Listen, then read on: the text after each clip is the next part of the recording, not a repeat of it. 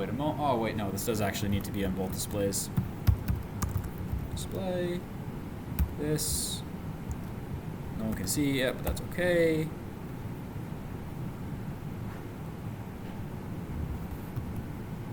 And where's my display thing? Keep. And we're good. Where you at? There you at. If only it would focus. Come on, you're missing the pump. Come on. Start. No. It's a dog. It's actually a pointer. LibreOffice is freezing on me. It makes me sad. What's that? LibreOffice is freezing on me. There we go. Cover. And we're back. Go. Good. Welcome to lesson number 5 of Practical C++ Primer. Today we're going to be talking about pointers. Oh, I don't have an attendance thing.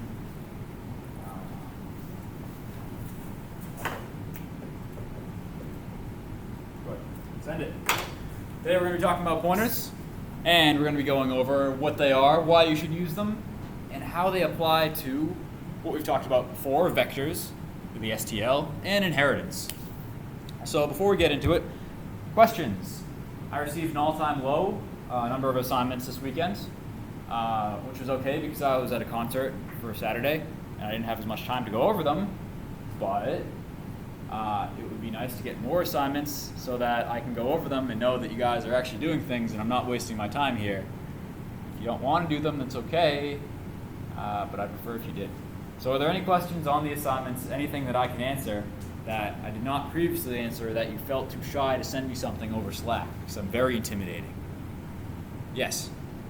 I came up with a question today. When you have a virtual function in shape, do you carry that virtual function to be virtual in 2D shape and 3D shape, and then make them non-virtual in the cube, etc.? Or do you just have it in shape and have it non-virtual in your 4 shapes? Okay. There we go. Virtual functions are like a virus. When you make something virtual, it extends to all of its children. So if I have a shape, that's shape, by the way, and it has a virtual function. We're going to say this is void, and we'll say, we'll make it an integer actually. It's, call it get area. And this is actually has to be equal to 0. Virtual int get area equal to 0. Does nothing here. In any class that inherits from shape and has a function, get area, even if it doesn't have the virtual specifier, it is considered virtual from now on. So, you only need to put virtual in your files once. Now, should you put virtual every single time for all of your subclasses? If it's optional, should you do it? In Java, there's an annotation called @override. This is what we're doing, we're overriding functions here. But you put above functions that you're overriding in other classes. In other words, functions that you define in other classes that are virtual. It's not necessary, but it's common practice. In C++, it's not necessarily common practice to put virtual before all of your functions as they extend through other classes. You can, but if you do, you have to be consistent when you do so. Otherwise, it just gets confusing. Is this function virtual or not? You should be able to tell either by just the base class, or you should have everything say it's virtual. Regardless of whether or not you say it's virtual, though, everything that extends from it will be virtual. Does that answer your question? Okay. Any other questions? All right, let's move right along. Let's talk about pointers. Oh my, look at this. It didn't animate the dash. This is disgusting. Oh my God. I'm quitting right now. It's a good one. Okay, pointers. Get back here. It just went out of order. Addresses. So what a pointer is, let's go back to pointers. We talked about pointers a little bit last week. What a pointer is that it's an address in memory. And we can sort of equivocate this to a real address, as I talked about last week. saying my address is at University Crossing, that I live at University Crossing, and I tell David that he should meet me at University Crossing at my address, whatever University Crossing's address is, so we can talk. Maybe about C++. Maybe he wants to learn Java, I don't know, because he's treasonous. And I tell him to come to my address, he comes to University Crossing, and he's there. Now we're at University Crossing. But then a week or two later, I decide that I don't want my house to be University Crossing. I want to change it. I'm going to change it to a bouncy house. I give him my address. He comes expecting Java, and what he gets is a bouncy house. But the idea is that the address stays the same regardless of what happens to the variable. Okay? This is what a pointer is.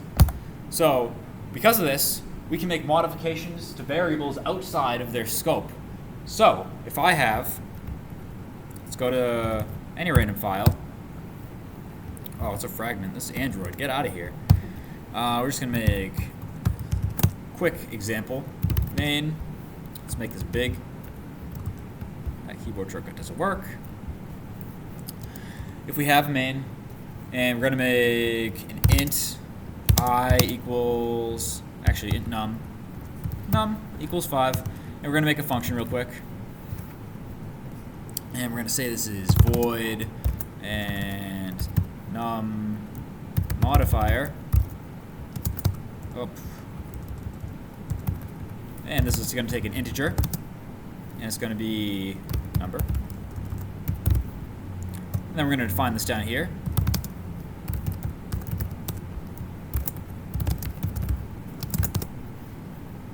Now, if I decide, and we're going to subtract 1 from whatever number it is and print it. So, cout and number minus 1.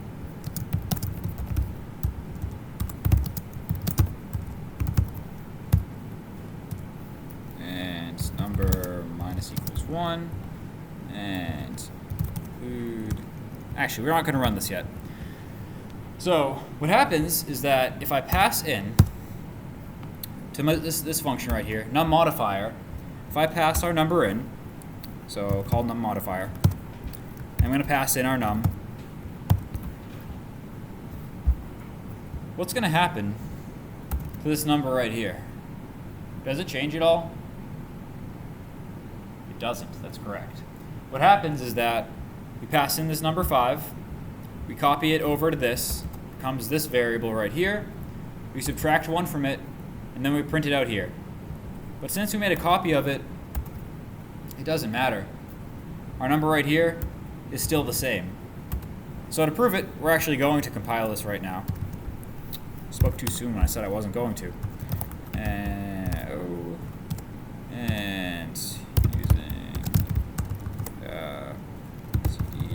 cout and CV and endl. I don't think I'm missing anything here. We're just going to save this. Really should just save. Oh my gosh, I'm writing C. Good save. Thank you. I was like, there should be an H after that stdio. Why am I not putting it? Because it's bad practice in C++. Of course it's bad practice in C++. This is a C library. Okay. And we're going to print out number. Number is. And num. And we're just going to copy this.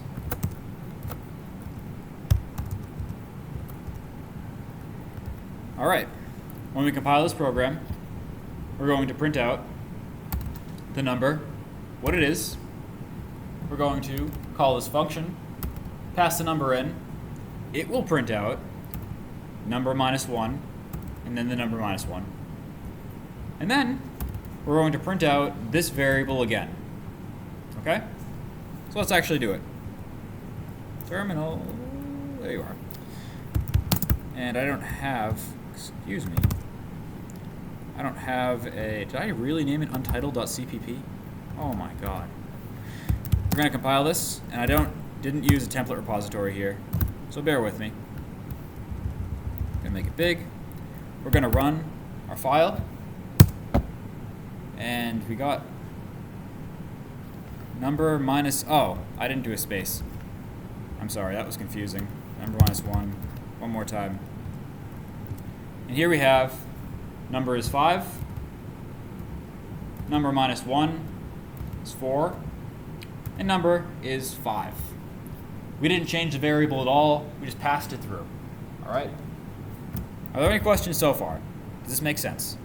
Other than this 14, which is really just is lacking a space. Okay, so let's go back for now. So actually, no, let's just show a quick example of this too while we're at it. So what if we wanted to make it so that this function right here actually took one off of our number? We could do that. What we need to do is we need to specify that we wanted a pointer in there. In order to do this, we would just put this little asterisk in here. What this does now is, and we'll go over this in a moment, I can go over it now, whatever, is that it denotes that we're actually working with a pointer. And then, if we want to, yes? Also known as the address of an integer. That's correct. The address of an integer. Yes? It's where the integer lives. It's where the integer lives. Yes. It's like it lives at University Crossing. It's just the address right there. And actually, no. Before I go to this example, I want to finish this slide. So it allows for modification of variables outside of the scope. It's much faster than copying objects. So remember, if I'm going to have David come over to University Crossing, I don't want to copy University Crossing and myself over to him, partially because that means I have to copy University Crossing to him, and then partially because it means I have two me's, and we really want a second me in the world. I don't know about that. Probably not. I don't think he can handle me. So it's much faster to just give David my address. He can just say, bam, there's his address. There it is. It's just like a sheet of paper. Maybe it's not even paper. Maybe it's a text message. It's lightning fast. And if we're working with big objects, this saves a lot of speed and makes it much faster to work with. All right. Now, in addition to that, we've been working with destructors a little bit in our other classes. But when we work with destructors, what do? We made our destructor so it was just a tilde, the name of the class, and we made it blank. But when we're actually working with pointers, we need to destroy what we're working. And we do so using the delete operator. We won't go into that yet, though. Delete, you said? Delete. This is C++, not C. Yes. Instead of free? Instead of free, that's correct. You should never use free. But keep in mind, this only works with raw pointers. We're only going to be going over raw pointers this week, though, so don't worry about that. You don't even need to know that they are raw pointers yet. Just keep note that we're only working with raw pointers for now. Life gets better as we move along. This is great when working with lists of objects, because let's say we have a list, we have a vector. And what do we want to do? We want to make it so we have maybe 1,000 different, we have 1,000 different types of vegetables. Going back to our food example of last week. We want to cook them all. We want to put them all in a stir fry. If we decide to put every single vegetable inside of our vector, this is an extremely expensive operation because we have to take one of our 1,000 vegetables, copy it, put it in our vector. Next vegetable, copy, put over 1,000 times. That takes a lot. That's a lot of stuff to copy, especially if we have lots of data inside of our vegetables. Maybe we have every single nutrition fact, where it comes from, its color. Maybe each one has a picture. And now if we have pictures are massive. It doesn't even compare to the text. So when we copy it using pointers, what happens is we only have the address, and when the vector gets to that point, it looks at it and says, this is what we're working with, and we can pull it out. That's why we would want to use pointers with vectors. In addition, get back here. Oh, this is where it was acting up.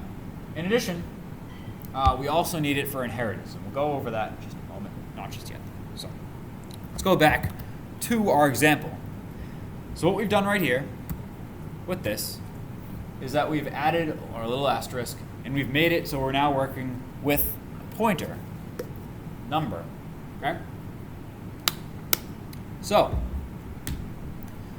what's going to happen now is that when we decrement number, it's going to stay decremented. But hold on, not that fast. In reality, as Becky said, we're not actually decrementing the number if we just do it like this. What happens is that we're going to decrement the address in memory. So I'm going to change this to number address. And what we're going to get back is a hex number. We're going to get back some base 16 number, chances are. And it's going to be something random, and it's not going to make any sense. Let me prove it. All right. I think you need to change it in the function call. Oh, I do. Good save. And the function. Oh my gosh. I need to change what? Needs to be added. Good. I just put in the license. Get out of here, Sublime. All right. Gonna run it. And what we get is this hex number. Because we're working with an address in memory. This is just where the computer points to when it wants to go about getting this number. Now, as those who in the C class pointed out, no, I don't want to install updates. No! What is this, Windows? As those in the C class pointed out, in addition to working with pointers, you also need to have this little ampersand. And so, wait. First off, does the addresses thing make sense? Does everyone understand this so far? Okay. So this ampersand right here, this denotes we're working with the address of the number. So a number on its own is just a number. In reality, it's just 5 or 4 or whatever it is denoted in binary. That doesn't matter. But when we use this little ampersand, we're going backwards. We're accessing the address of the number. So now, we're not dealing with a raw value. We're working with this thing. But what we need to do now is we need to pull that number. We need to pull it so we can actually work with it. And then we go back. It will be changed. Yeah. So, in order to dereference, this is what it's called. In order to dereference a number, we also use the asterisk. So before I write this out, the asterisk has multiple meanings. I'll just type here. Asterisk has multiple meanings. On the left side, C++, main. On the left side, if I do int star number equal to 5, int star number, what I've done here is that I've made a pointer to an integer called number. What if I do this, however, number equal to 5. What I've done now is I've dereferenced number. This is the exact same symbol, but what's happening is that we're setting what it points to equal to 5. Okay? And yes, it's not exactly correct, yes. Yeah, well, no, I wasn't going to call you out on that, but I have like a box analogy. Okay, go for it. Where 5 lives inside a box whose address is number, which is like some hex value like you're showing. If you have a star in front of number, that means look inside the box and you'll find 5. Yeah, that's pretty fair. So I would say that's accurate. Looking inside the box versus looking at the box. Let me make this a little bit clearer first.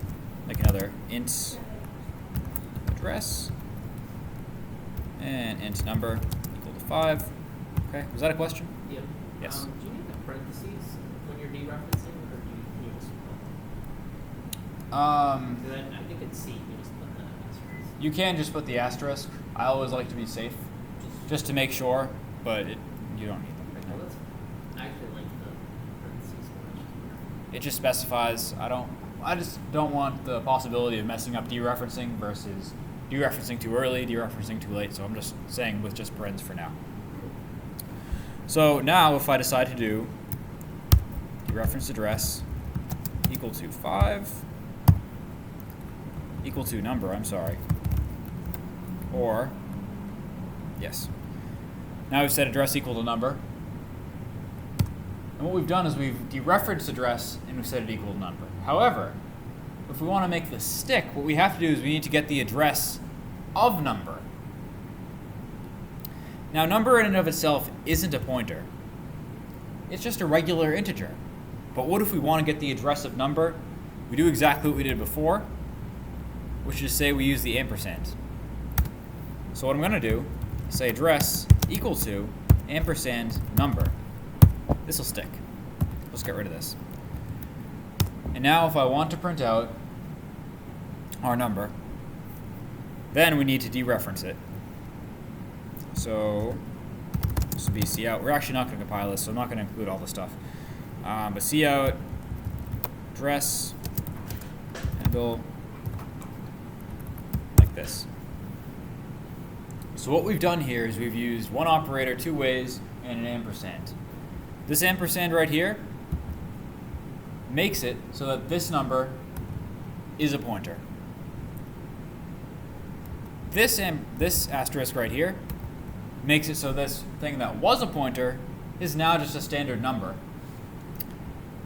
And this ampersand right here makes it so that our number that was previously an integer is now an address. Okay? This is a little bit confusing. Doesn't make sense though. Any questions so far? Yes? Why couldn't you just say address equals, like, dereference address equals 5? Why did I change that? I like this way better.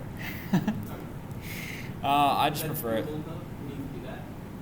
Well, when you're working, we'll get into unique pointers and raw point and shared pointers later. It's a little bit different for those. Can you do it? I think so. We can test it. We'll test it. Why even guess? I just like it. I just always use this notation. So to be perfectly honest, I'm not 100% sure. We'll give it a shot though. So let's actually make it so that we're changing numbers here real quick before we go about testing our theories. So let's make it so that this is dereferenced. Dereference number minus equal to 1. And now we're going to change this back to minus 1. We need to dereference this. And now let's run it. And let's see if I have any errors because I went too fast. No. So what we just did here, as you can see, the number is 5. Let's make the split screen. You can do that. Number right here is 5. All right? There it is. It's 5. We just printed it out. We pass that number into this function called num modifier. We subtract 1 from our number, but we pass it in as a pointer. And then we print it out. And then we go back here and we print our number again, and it's changed. Okay? Is this confusing? How confusing? Okay, good. Am I going too slow? Too fast? To rev it up? People in the C class, don't answer this. Okay. We'll just keep going. All right, so let's try our other thing. What happens if we just make it so that this was actually, we actually just did this? If we decided to dereference address and set it equal to 5. Why doesn't this work? Or equals a number. Come again? Or equals a number. Or equal to number, yes. Or equal to number. That would be better. So let's actually do it in here. Just because we already have this file, I'm going to copy address over, paste, comment this out, and then from there we will set dereference address equal to number, and we're going to do this, pass address in, we're going to print address ahead of time,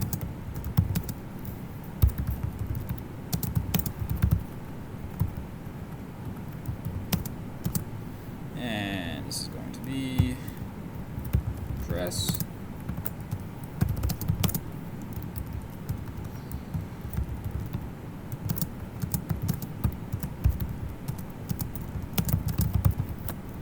and let's compile this and see what happens. Ooh. Number is not declared. No, it wasn't. It's called num. And I'll slash it out. And we get a seg false. Am I even surprised? Not at all. So, what happened here? Well, we dereferenced the address. What did it do? We dereferenced the address, so it pointed to nothing. And then from there, we set that equal to 5. And then we passed an address. That was it. So it seems to seg false right here. I think it's supposed to be just a no asterisk in front of it. No asterisk equal to num? What? You saying I shouldn't dereference this? No, I mean the CO should be. No. We're working with addresses right here. Address is a pointer. So we need to. The address would be just do. Oh, well, it was supposed to be supposed to print out the number. We can do that too, though. And we should also get a seg false. Either way. So this is a great time to talk about what a seg fault is. Talked about it a little bit last week. Some people already know what seg faults are and they love them. Seg faults are the best. What a seg fault is, or a segmentation fault, is that when you're working with memory, anything with pointers, and you decide to do something with an address that isn't there, you try to point to something that isn't there, and you do anything with that value, what happens is the compiler just gets angry. It doesn't know what's going on, and it throws a seg fault. Seg v right there, and your program just dies. Seg faults are especially annoying. Stop it. Seg faults are especially annoying because it doesn't tell you what line number it happened on. It could happen anywhere, and you don't necessarily know why it happens. Okay? Did So, it die on line 12? did it die on line 12? Well, it had to have died on line 13, because that is where we first started doing stuff with it. In fact, I would bet money if we decided to comment this out, and this, it wouldn't seg false. It just won't do anything. It did. Wow. You were right. Well, there goes that's why I don't bet. Cool. We just got rid of our seg fault, guys. It just doesn't do anything anymore. So when we dereference address, we can't just dereference a pointer and set it equal to a number. It doesn't work like that. What we need to do is we need to get the address of the number and set it equal to that. Why? Because what happened here is that we made an address. We made a pointer. But what really happened is, like if we make an integer, int number, what number is that equal to? It isn't. That's right, it's equal to absolutely nothing until we do number equal to 5. Why does this throw a seg false? It's clear to me now. The answer is because we have address never set to anything. We decide to try and dereference address. The problem is when you try to dereference an address that doesn't exist, it's seg false. Okay? If we'd previously set, I'm going to bet this will work, address equal to, we'll do OX, any random address in memory. Either the compiler is going to complain because we're trying to take some pre-built address, or it's going to work, and it doesn't like it. So it's not going to work. Is this the same case in C? Yes. As far as I know.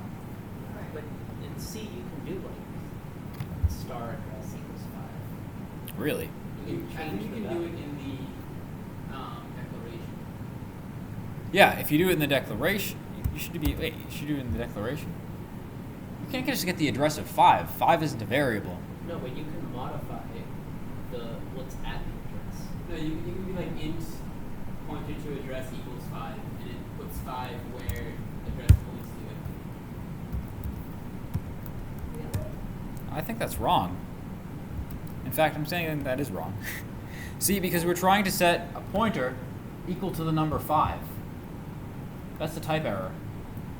It shouldn't allow that. Plus, so when we make a pointer, it has to point to some point in memory. Where is 5 in memory? It's not. 5 doesn't have a place Yeah, in memory. When you set an int star address equals 5, you're setting address points to The address points to this element. thing. So the 5th element? Yeah, That would in, be. like, memory. Oh, so that would give you garbage. Okay, Yes. so C lets you get garbage. No, but you can then like dereference it. Then I can do star address equals 5, and it sets the value at that to 5. Yeah, but then you can modify. Yeah, C lets you do disgusting stuff. No, you're not changing No? the address. You're changing the value at that address. Right, but you're setting the address, no? We should talk later. This is C stuff. Maybe I'm remembering. Maybe. Anyway, moral of the story. What you should do right now, instead of that, set it equal to the address of the number. And then from there, you have what you want. Dealing with fewer segvies, and you let the compiler assign what address it wants. Yes. Line line 12 that you just wrote, how come you don't need to use the asterisk? Because address is a pointer already. Wait, does that answer your question? Were you asking a different question? I was just asking, just in line 12, you didn't do star address, you just did address. So we declared address right here as a pointer. This already has the star right here. So what I don't need to do is dereference it. If I dereference it, then we're dealing with what we just dealt with. Now we're pointing to some garbage. Yes. Could you now do star address equals 6 and then change the value there? Because you gave it an address. We can try. I'm going to bet the answer is no, because 6. Actually, no, we can do that. I'm sorry. That's actually right. So was the first problem is that it didn't have an address to begin with? The first problem was that it didn't have an address, Yeah. and it didn't have something to point to. So what happened is that we are trying to point to some random location in memory where 5 is. 5 doesn't exist in memory though, and now we've got no address pointing to nothing. So this does work. That's probably what I was just missing. Instead. And in fact, let's take it a step further. What happens if we print out number now? Hey, not num modifier.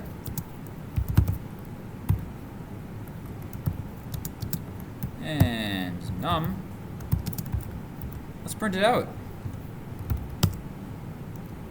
What do you know? Number is also 5. Oh, this is a bad example because it was 5 before. Let's subtract 2. Number is also 4. So, what we did here, let's walk this through real quick before we move along. Number is set equal to the number 5.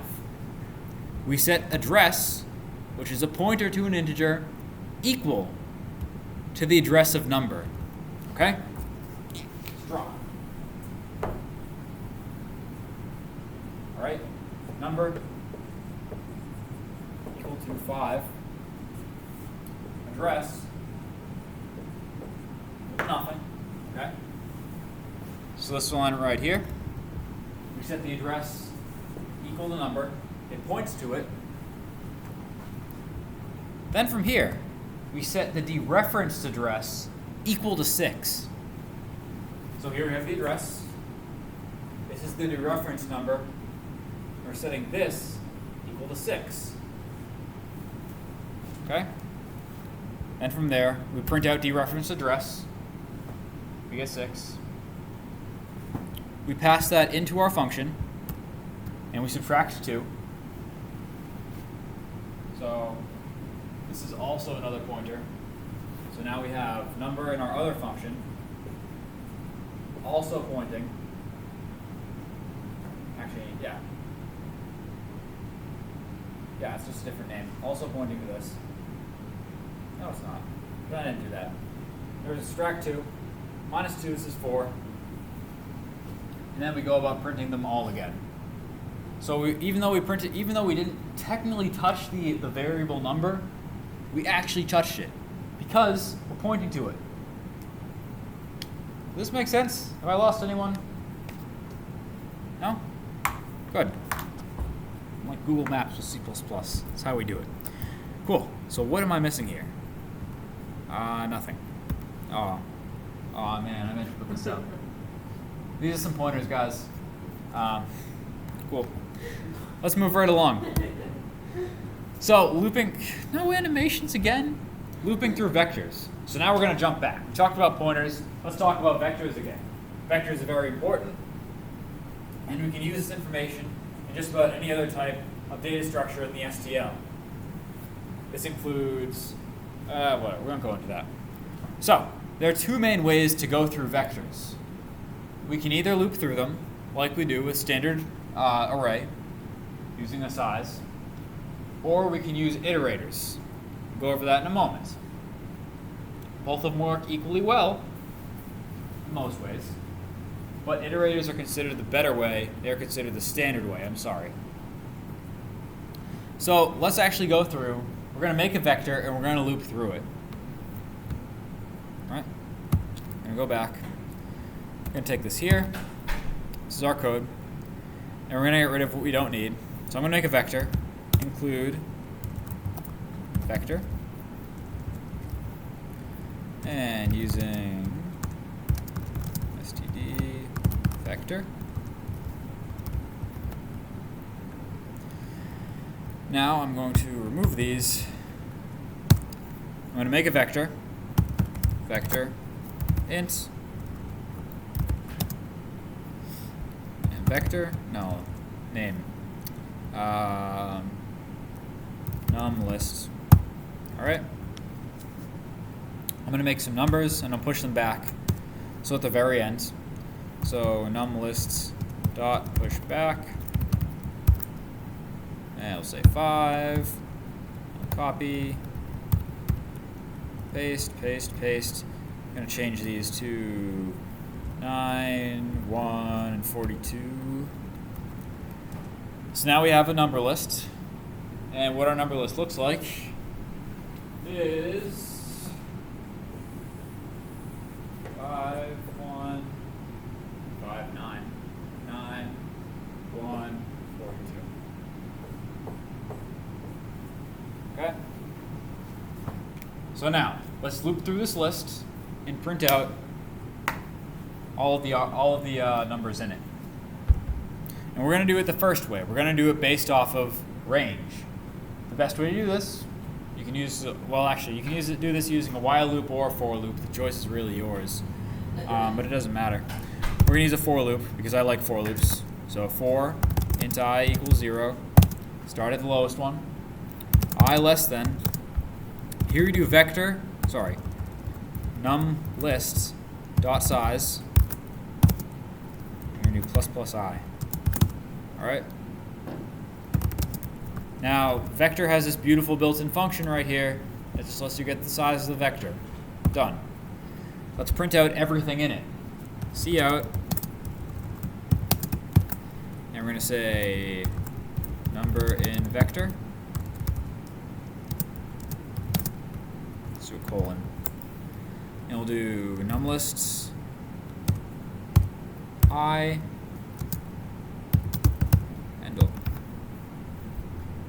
All right, what's wrong with this?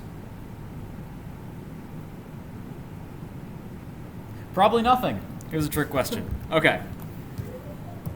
Let's run this. And what do you know? 5, 9, 1, and 42. We have every number inside our vector. We've gone through it. We've looped through it. And we've printed it out. Okay? Now, that's the first way to do it. But we can also do this using iterators. This gets a little bit messy with iterators. I'm actually going to use autocomplete for once, just so I don't mess up with the syntax because it gets a little bit wordy. Okay? I'm going to say int. I'm going to do num lists and num list. So, wait. And cout, I'm just gonna number in vector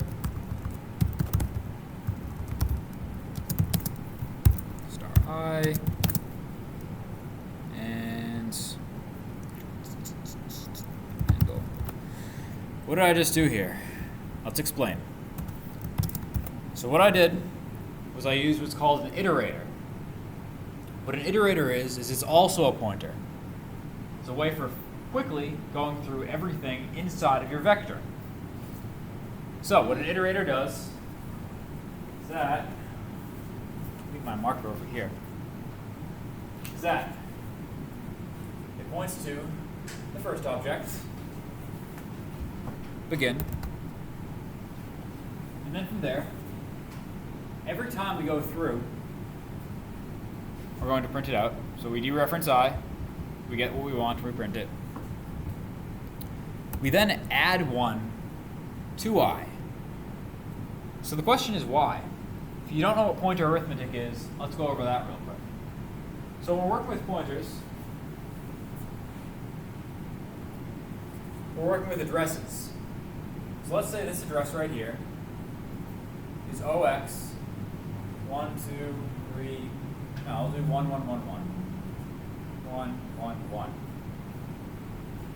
That's the address of this. When we make a vector, we're guaranteeing that everything inside of the vector is going to be analogous in memory. Or rather, we don't guarantee it, but the STL makes it so it is, or so it looks like it is. So, when we add 1 to where our iterator is pointing, we're going to point, so we're going to add 1 plus 1. We get OX 1, 1, 1, 2. Where does that point? Right here. And then we keep doing that until we get to numList.end. And then from there we're done. Okay? Let's print it. Let's compile this. Make sure I didn't mess it up. Yes? What did you choose to do plus I instead of I? Okay, this goes back to, we talked about this before. We'll go over again. Let's just make sure this works first. Just about like 1 or 2 sentences on it will do it. Good. Still works. So what the reason we do it is because when we're working with I++, we have to, it's this prefix versus postfix. So if I do, no, this is better typed. If I do int int number equal to 5, and I do int other number equal to number plus plus, and then I'm going to print both of these out. I don't need to print it out. What's going to happen is that we're going to print out 5 for this. Other number is going to be equal to 5, and then we're going to add 1 to number. So number is going to become 6. What's happened is that in order to do this, we need to save number in a temporary variable before we set other number equal to it. So, yes, stable plot for this. So we have, behind the scenes what's happening is, we have number equal to 5. We then set temp equal to 5. This is a hidden variable. We then add 1 to number.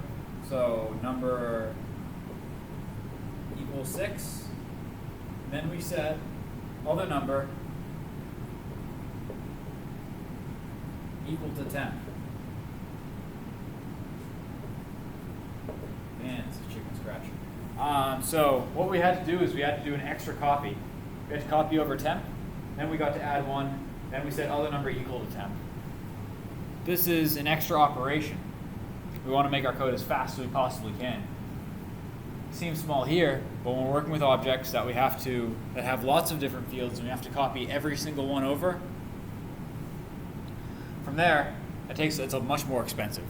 So if I have an instruction manual, and it's got it's got step 1, 2, 3, 4, 5, 6, 7, 8, 12, whatever. I have to copy over every single one and then add 1 to it, and then set my other one equal to the copy, and then I can add 1 to the copy. It's just a bunch of extra steps. So you should try to use ++i when you can, instead of i++. Okay? Are vectors and iterators confusing to anyone? Are there any other questions? No. Are you sure? Okay. So begin and end are special functions for the vector. Yes, begin and end are special for the vector. They are defined on their own. What that means is that you can actually use begin and end in your own classes as well if you want to. In your own, whenever you're dealing with a vector. So if you actually just want to print out the first number, and maybe you're too lazy to access it using 0, you can decide to use .begin instead. You just need to make sure you dereference it, because when you're working with iterators, you're working with pointers, and it's extremely important to remember. If you don't dereference, it's not dereference, watch what happens. Gets very angry, doesn't know what to do with that. So, keep your little star. And we get what we want. Yes? Do you need the, can you go back to your code for a second? Do you need the standard in front of vector int, or is that like? Keep in mind, I'm using std : vector here. Yeah. So, in the for Oh, do I need it? No, I can drop that. Oh, okay. That's Sublime just being cool. So it doesn't like, it's not like duplicating it. That's better. Okay. It's not the best thing to do, but it works fine. It's just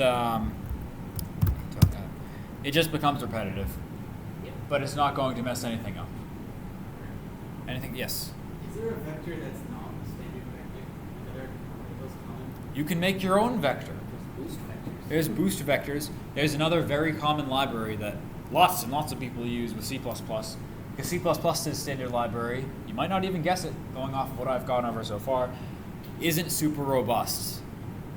So, an organization, I don't remember what, I think it's open source, some open source foundation, made their own re-implementation, possibly using some parts of the standard template library of it, called Boost. It's much faster in some ways. It happens to be a lot easier in some ways, and a little bit more difficult in others. It's very complicated behind the scenes, and it also can make your life a whole lot easier. We're not going to go into that right now, though. But just know that it does exist, and if you're working a C++ project outside of this class, you might want to consider using it. It could be very helpful. Okay? Let's go continue. So a virtual world. We're going to talk about virtual pointers.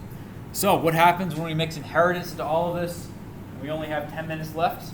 We're going to talk about inheritance real quick before we let everyone free. So when we're working with inheritance, we need to make sure that when we're working with custom classes that have virtual methods, we need to make sure that when we put them inside of a vector, we use a pointer to reference them.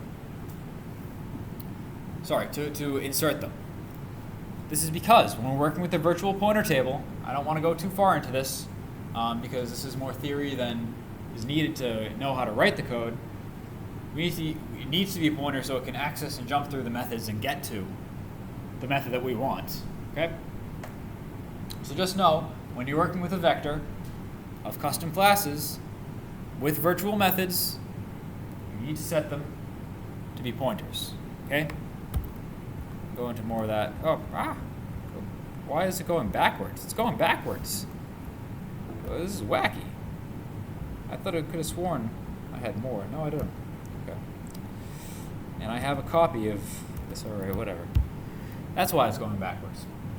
So we need to in order to access our classes with virtual methods, we need to use pointers.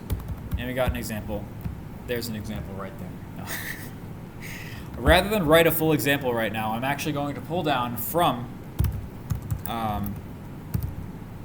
the class repository an example that I wrote last week, 16 days ago, 17 days ago, I think.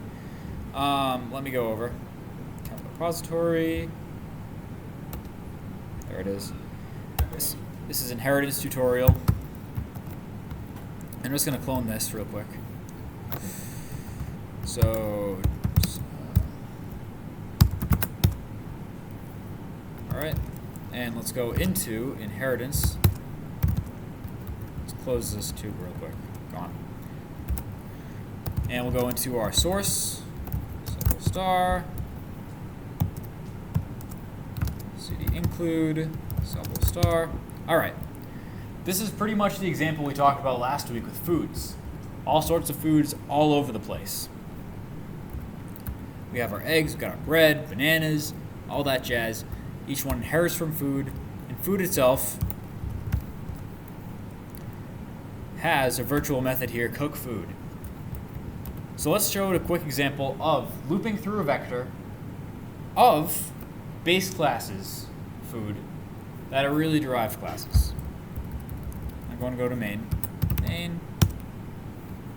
So first I'm going to initialize each and every food, making some bananas, some bread, some eggs. I love pancakes. I made some pancakes. These are whole grain pancakes, by the way.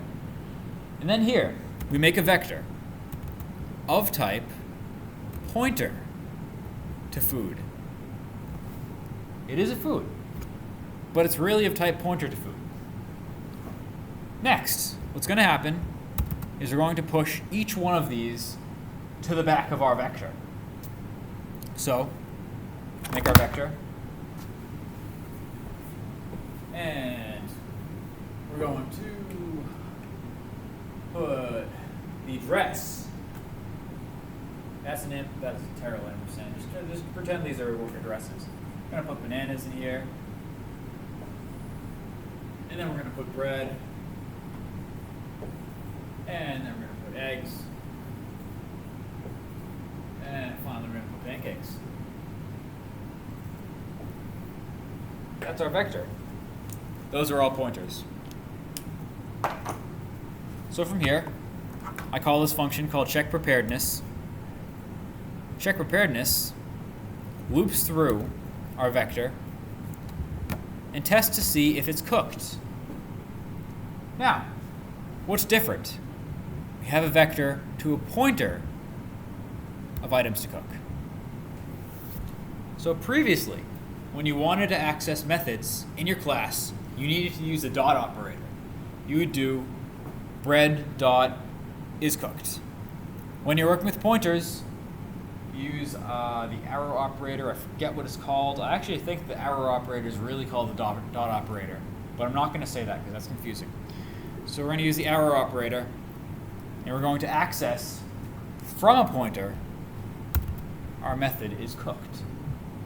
You'll note we had to dereference I first because it's an iterator, but we're still dealing with a pointer to food, so we need to use our arrow. Okay? Have I lost anyone? Yes. So one snapshot of this dereference I arrow is cooked is like 3 arrows. Is that right? Or are we doing what does dereference I evaluate to? I is an iterator, so I points to that. It is not that, it points to that. So, when we dereference I, we still have this pointer to bananas. We then need to dereference bananas, bananas. And then we can call dot is cooked. Or we can skip the dereference step and do bananas arrow is cooked. And this just saves us a step. So why do we treat bananas as Pointer? yeah? Because we said it was. Right there. Okay. And when we put it in, we're passing in the address of banana. Okay? From there, we prepare the food. This is the exact same idea right here. We dereference I while we're looping through our vector, and we cook it, and then we check it again. If we weren't using pointers here, what would happen is that we would check our preparedness, we would cook the food, but we'd only cook copies of the food, and then we would check preparedness again, and none would be cooked. And this is only assuming that the compiler will let you compile it if we didn't use pointers. It won't. So, let's compile this and show that it works. So, I'm going to go into our build folder. I'm going to do cmake ... I'm going to do make, builds all our stuff, and bin. We're going to run it. And there we have it. Food is cooked. 0 is false. So none of our food is cooked. We're going to cook our banana. We're going to cook our toast. We're going to crack our eggs open, make those delicious. Oh my, many steps. We're going to get our pancake mix. We're going to flip those. And then finally, all of our food is cooked. We're ready for a coding feast. This is exactly the story that I talked about last week. All right. Does this make sense? Is that a question? Oh, just like, got you. Cool. All right. So that's really all there is to vectors. Now, I can't really go into anything else. It's 1929. All right, so we're pretty much just going to call it a day. If there are any questions, send me stuff. Yes, wait, question. Is it possible to add, like, when you declare a vector to start with a certain amount of space? Okay. Oh, I should have gone into that. Yeah. If we go ahead and declare a vector with a certain amount of space beforehand, we can run into issues when we use pushback. So if I do vector int and then call it numList, then I set a number to a pre-initialized size of 4. If I try to push a number back, if I decide to do numList dot push back, we'll say 12, what's going to happen here? Some screwy things are going to happen. In our previous examples, we didn't initialize our vector to a set size. So when we use pushback, it just shoved it in the first block like this. Because we set this equal to 4 though, we actually have this now. So now we have 3 blank spaces, and we decided to set our last one equal to 12. So if you try to access this right here using an iterator, or just by accessing the number using the bracket operators, you're going to get a sig false. Easy as that. So you'll need to make sure that when you decide to put your number inside your vector, if you pre-initialize the size, don't use pushback unless you know what you're doing. If you want to see all of the methods that work with vector, just go to Google, type in vector, C++. You wait for this to load because we're on Edgerome right now and it can take a while. But you'll eventually get to a page that will, oh wait, why is Wi-Fi off? No, it is on. It's on. Turn it off for a second. You'll eventually get to a page where it'll tell you all the functions that you can use with vector. And from there you can set any number of those. You can see the beginning, you can see the end, you can sort it, any of the above. Wait, oh here it is, c++.com, this is great. It's not gonna load, oh my god. But anyway, this shows you all the functions you can use. Begin, end, rend, begin, size, max size, resize, empty, reserve. You can do at, front, back. You can assign some spot in your vector to a number. You can see pushback right here, pop back, all that jazz. So when you're working with C++, you decide to push back, if you pre-initialize the size, just be careful or null check it beforehand. That's all I gotta say. Great class, everyone. Talk to you all later. you have any questions, feel free to ask me questions.